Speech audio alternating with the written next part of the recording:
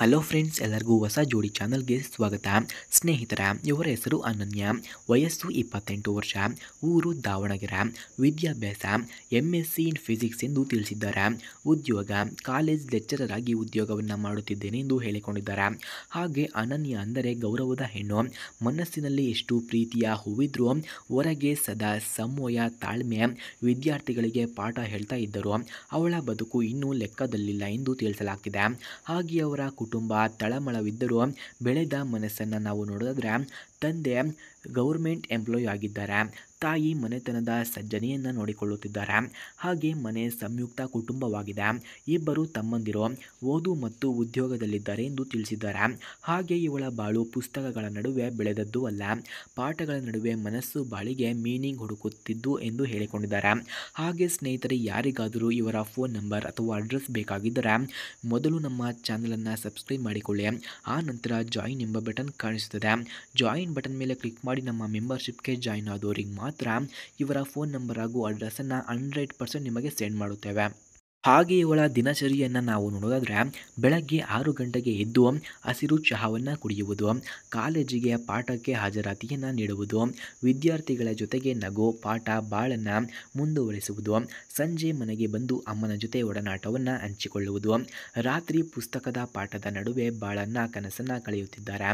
ನಾನೊಬ್ಬ ಗುರು, ಆದರೆ ನನಗೆ ಡೈರೆಕ್ಷನ್ ತೋರಿಸುವಂತಹ ಗಂಡು ಬೇಕು ಅಂತ ಓದುತ್ತಲೇ ನಗುವು ಹಂಚಿಕೊಳ್ಳುವ ಹುಡುಗಿಯಾಗಿದ್ದೇನೆ ನಾನು ಎಂದು ಹೇಳಿಕೊಂಡಿದ್ದಾರೆ. ಹಾಗೆ ಮದುವೆಯ ಬಗ್ಗೆ ಇವಳ ದೃಷ್ಟಿಕೋನವನ್ನು ನಾವು ನೋಡೋದಾದರೆ, ಮದುವೆ ಅಂದರೆ ಗೆಲುವು ತಪ್ಪಿನ ಹೋರಾಟ ಅಲ್ಲ, ಅದು ನಾನು ಅವನು ಎಂಬುದು ನಾವಾಗುವ ಪ್ರಯತ್ನವಾಗಿದೆ. ಒಬ್ಬನು ಪ್ರೀತಿಸುತ್ತಿದ್ದರೆ ಇನ್ನೊಬ್ಬನು ಅರ್ಥ ಮಾಡಿಕೊಳ್ಳಬೇಕು.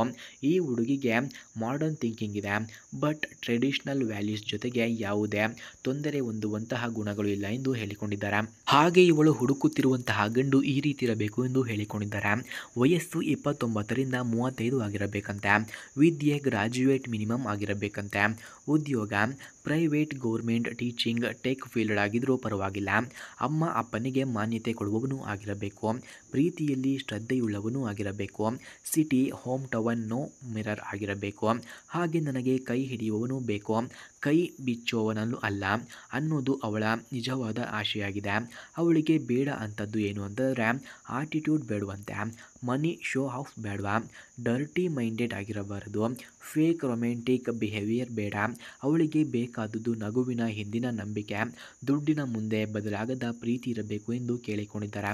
ಹಾಗೆ ಅವಳು ಕನಸುಗಳನ್ನು ಅಥವಾ ಏನು ಬಯಸುತ್ತಾಳೆ ಅಂದರೆ, ಒಂದೇ ಡಿನ್ನರ್ ಟೇಬಲ್ನಲ್ಲಿ ಜೊತೆ ಕೂತು ಊಟವನ್ನು ಮಾಡುವುದು, ವೀಕೆಂಡ್ನಲ್ಲಿ ಜೊತೆ ಓದು ಜೊತೆ ಪಾಠವನ್ನು ಮಾಡುವುದು, ಒಂದು ಬಟ್ಟೆ ಒರೆಸೋ ಹೃದಯವಂತ ಗಂಡ ಬೇಕಾಗಿದ್ದಾನೆ, ತಾಯಿಯ ಹೆಲ್ತ್ಗೆ ಕಾಳಜಿ ಕೊಡುವ ಸಂವೇದನೆ ಇರಬೇಕು.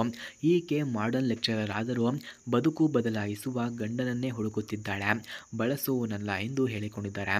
ಅಂತಿಮ ಮನವಿ ಸ್ನೇಹಿತರೆ, ನಿಜವಾಗಿಯೂ ಯಾರಿಗಾದರೂ ಬೇಕಾದರೆ ನಾನು ಪಾಠ ಹೇಳುವವಳಾದರೂ ನನ್ನ ಜೀವನ ಪಾಠ ಇನ್ನೂ ಬರೆಯಲಾಗಿಲ್ಲ, ಅದು ಬೇರೆಯವರು ಯಾರ ಹಸ್ತದಲ್ಲಿ ಇದೆಯೋ ಎಂದು ನಾನು ಕಾಯುತ್ತಿದ್ದೇನೆ. ಯಾರಿಗಾದರೂ ನಿಜವಾಗಿಯೂ ಸಂಪರ್ಕ ಬೇಕಿದ್ರೆ ಬನ್ನಿ ಎಂದು ಕೇಳಿಕೊಂಡಿದ್ದಾರೆ.